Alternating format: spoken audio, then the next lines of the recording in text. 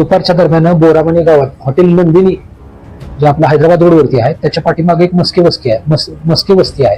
त्या ठिकाणी काही गंभीर घटना घडलेली आहे अशी माहिती पोलीस स्टेशनला मिळाली होती. खात्री करण्यासाठी मी आणि माझ्या सोबतचा स्टाफ त्या घटनेच्या ठिकाणी गेलो. त्यावेळेस आम्ही लोकल म्हणजे स्थानिकांच्या मदतीनं खात्री केली घटनेची. त्यावेळेस त्या मस्के वस्तीवरती 3 लोक मयत असलेले आम्हाला आढळून आले. त्याच्यामध्ये गायत्री सुधाकर मस्के वय 40 वर्ष, प्रियांका सुधाकर मस्के तिची मुलगी आहे 17 वर्ष आणि शिवराज सुधाकर मस्के 15 वर्ष. हे त्यांचं घरच आहे. त्यांच्या घरामध्ये ते मृतावस्थेत आढळून आले. त्या घटनेच्या अनुषंगानं आम्ही जी कारवाई पोलिसांनी करणं अपेक्षित आहे त्याप्रमाणे पंचनामा केला. मयत ज्या व्यक्ती आहेत त्या सरकारी दवाखान्यात पाठवल्या आणि अकस्मात मृत्यू दाखल केले. त्याच्यानंतर ते जी मयत आहे गायत्री सुधाकर मस्के तिचे भाऊ दिलीप विश्वनाथ चांदोरे हे हिची सासरवाडी आहे चंदकापूर, बसव कल्याण, बिदर, कर्नाटक राज्यातली.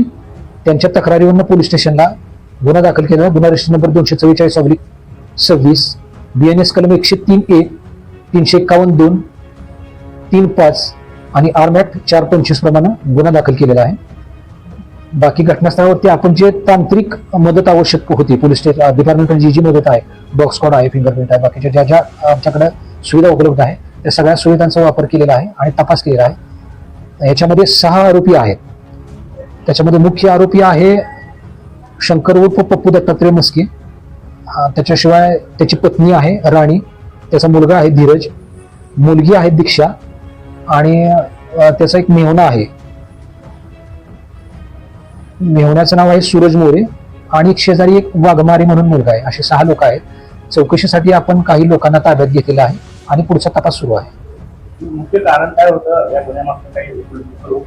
याच्यामध्ये जी मयत आहे, मयत ही त्याची वहिनी आहे.